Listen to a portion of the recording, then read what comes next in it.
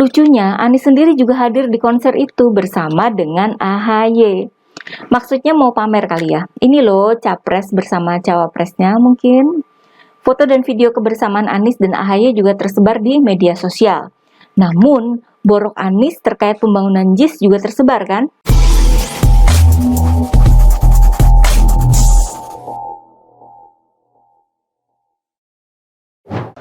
Dan sekarang ini rencananya kita itu selain kita lakukan tapi satu akan kita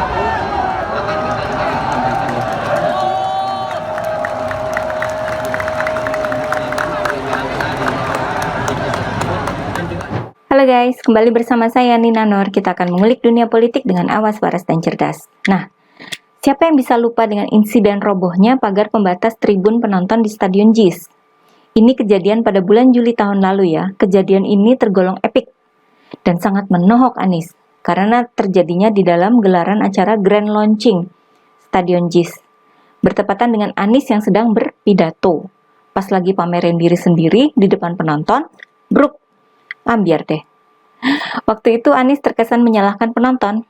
Katanya insiden itu karena antusiasme penonton. Padahal dari video tadi, nampak tidak ada penonton yang menaiki pagar itu ya, jadi memang ada kesalahan teknis di pembangunannya. Insiden robohnya pagar itu seakan jadi semacam pertanda buruk buat Anies, bahwa alih-alih jadi benda mati yang mengangkat citra Anies, Stadion JIS ini malah jadi benda mati yang mengungkap borok ketidakbejusan Anies sendiri. Benda mati yang dulu jadi bahan sindiran Anies ke gubernur sebelumnya. Dulu Anies katanya nggak mau membangun benda mati. Dulu katanya, kalau hanya membangun kota megah, Firaun juga bisa. Nyindir sendiri, jilat ludah sendiri. Stadion JIS memang dibangun oleh Anies untuk kepentingan Anies sendiri. Biaya pembangunan Stadion JIS itu sekitar 4,5 triliun rupiah. Terdiri dari 2 sumber dana, sebagian dari APBD DKI dan sebagian lagi 3,6 triliun rupiah utang dari pemerintah pusat berbentuk dana pemulihan ekonomi nasional atau PEN. Dana PEN ini kan maksudnya buat yang penting-penting aja ya, buat meneruskan proyek penanganan banjir yang mangkrak atau buat bikin program yang bisa membantu meningkatkan perekonomian masyarakat. Jadi yang manfaatnya itu memang bakal dirasakan oleh sebanyak-banyaknya warga. Namun oleh Anies malah dibikin stadion. Logikanya di mana itu ya? Sementara banyak warga Jakarta yang masih bermasalah dengan fasilitas MCK dan air bersih. Bahkan berdasarkan data Maret 2022, jumlah warga yang termasuk dalam kemiskinan ekstrim di Jakarta mencapai 95.000 jiwa. Nah, mengapa Anies tidak bikin program yang memberdayakan para warga miskin ini? Ditambah dengan menyediakan hunian yang layak buat mereka. 4,5 triliun rupiah loh dananya. Lebih dari cukup itu. Anies malah memilih untuk membangun Stadion JIS. Buat apa dan buat siapa kalau bukan buat kepentingan pencitraan Anies sendiri? Sebuah proyek mercusuar sebagai warisan atau legacy Anies di Jakarta. Maksudnya agar setiap warga yang melihat Stadion JIS bakal ingatnya sama Anies. Bukan hanya warga Jakarta ya, juga untuk dipamerkan ke warga daerah lain di seluruh Indonesia. Buat apa lagi kalau bukan demi ambisi utama Anies, yakni nyapres di 2024. Sesudah selesai dibangun, Stadion JIS ini pun dipakai untuk sholat Id oleh Anies. Pertama untuk sholat Idul Fitri dan kemudian juga untuk sholat Idul Adha. Ketika dipakai buat sholat Idul Adha, Anies memberikan sambutan dengan latar belakang gambar Stadion JIS dan sirkuit Formula E. Luar biasa pencitraannya ya. Bersamaan dengan kegiatan Anies ini mulai terungkap sisi kelam Stadion JIS. Ternyata biaya perawatan Stadion JIS ini mencapai 60 miliar rupiah per tahun. Jakpro sebagai pihak pengelola Stadion JIS mengungkap bahwa sumber dana yang dipakai untuk menutup biaya perawatan ini berasal dari agenda olahraga, dari hiburan seperti konser, dan acara lain yang melibatkan banyak massa. Namun ada perjanjian khusus dengan manajemen klub sepak bola Persija soal pemakaian Stadion JIS. Memang JIS ini adalah kandangnya Persija, akan tetapi jika ada pertandingan Persija yang penontonnya sedikit, maka Persija lebih memilih untuk berlaga di Stadion Patriot Kota Bekasi.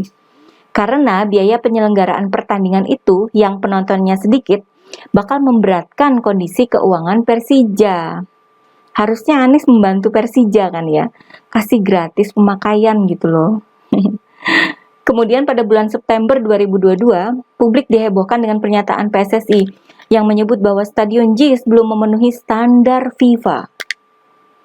Masih belum memenuhi kelayakan 100% infrastruktur dengan adanya berbagai kekurangan. Hasil temuan tim inspeksi PSSI. Antara lain, sarana dan prasarana pendukung yang belum sesuai standar seperti kantong parkir, transportasi umum, dan jalan akses menuju stadion. Akses menuju stadion baru tersedia satu pintu saja, jadi penonton akan memakan waktu lama ketika keluar masuk stadion. Juga plafon JIS yang terlalu rendah, yang berakibat bis pemain tidak bisa masuk ke arena yang telah ditentukan. Adanya pagar yang tidak kokoh dan perimeter tribun yang perlu pengkajian ulang juga ya. Itu beberapa di antara catatan atau temuan pihak PSSI. Kemegahan Stadion JIS ini memang tidak kita bantah ya. Megah memang. Stadion Papua Bangkit yang buat PON 2021 yang dibangun dengan anggaran hampir 1,4 triliun rupiah itu saja sudah megah. Masa stadion dengan dana 4,5 triliun rupiah sampai kalah megah? Ya memang harus megah bangunan serta segala infrastruktur pendukungnya. Nah, PSSI sempat memilih Stadion JIS buat menggelar pertandingan Piala AFF 2022. Namun akhirnya batal lagi. Jadinya kan di Stadion GBK ya, akhirnya. Alasan PSSI adalah mereka belum pernah memakai Stadion JIS. Jadi belum terbiasa. PSSI tidak mau memaksakan diri untuk memakai Stadion JIS karena takutnya memang kondisinya belum siap. Kekhawatiran PSSI ini akhirnya terbukti. Yang membuktikan bukan tim sepak bola atau penonton pertandingan sepak bola, namun para penonton konser grup musik Dewa 19 pada Sabtu malam tanggal 4 Februari. Konsernya sih nggak masalah ya, namun lokasinya Stadion JIS jadi bulan-bulanan keluhan para penonton sampai jadi viral dan jadi berita media. Keluhan ini disuarakan oleh para netizen. Katanya usai konser, 75.000 penonton itu bubar tanpa akses transportasi umum, tanpa parkir yang layak, dan tanpa akses trotoar yang layak. Bubarannya sekitar jam 12.30 malam ya. Mereka keluar dari stadion disambut jalan yang tidak bertrotoar dan akses shuttle bus yang tidak jelas. Bahkan ada penonton sampai trauma karena kesulitan mencari sarana transportasi pulang. Ada pula netizen yang menyebut bubaran konser ini total chaos atau super kacau balau gitu ya. Para netizen pun beramai-ramai menceritakan pengalaman masing-masing melewati bubaran konser yang mengerikan itu. Ada yang menyaksikan penonton lain sampai kejeblos, digorong-gorong sampai setengah badan berlumpur. Ada yang sampai jalan kaki 3 km sampai akhirnya dapat taksi online. Tentu saja banyak pula netizen yang mengakui kebenaran dari analisa PSSI terhadap kondisi Stadion JIS. Ada pula netizen yang membandingkan skema atau peta Stadion GBK dengan JIS, di mana peta Stadion GBK dan akses jalannya menyerupai jaring laba-laba, yang artinya banyak aksesnya dan memang sarananya sudah jadi 100%. Ini termasuk kejadian besar ya, viral di media sosial. Saksinya banyak, puluhan ribu orang. Lucunya, Anies sendiri juga hadir di konser itu bersama dengan AHY.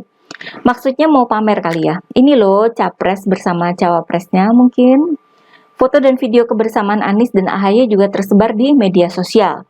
Namun, borok Anies terkait pembangunan JIS juga tersebar kan? Apa yang jadi kekhawatiran PSSI terbukti. Sarana dan prasarana JIS belum siap. Hasil kerja Anies yang kayak gini terlihat megah, tapi begitu dicoba langsung ambruk. Kita lihat saja perkembangannya ya. Kalau nanti ada tokoh publik atau tokoh partai yang mengkritik Anies soal ini, kejadian ini bakal tereskalasi dan jadi tamparan besar buat Anies ya. Citra Anies jadi digerogoti oleh buatannya sendiri. Gimana Anies bisa membuktikan bahwa dirinya bisa kerja jika hasil kerjanya itu malah mengungkap ketidakbecusan dirinya dan kemudian bisa menggerus elektabilitasnya. BTW, Itu yang di sebelah Anies kemarin-kemarin ngomong, katanya rakyat lagi nggak baik-baik saja. Kok yang nonton konser sampai penuh gitu? Hayo, kemakan omongan sendiri nih. Oke guys, jangan lupa like dan subscribe channel Siward TV ya. Kura-kura emang juara.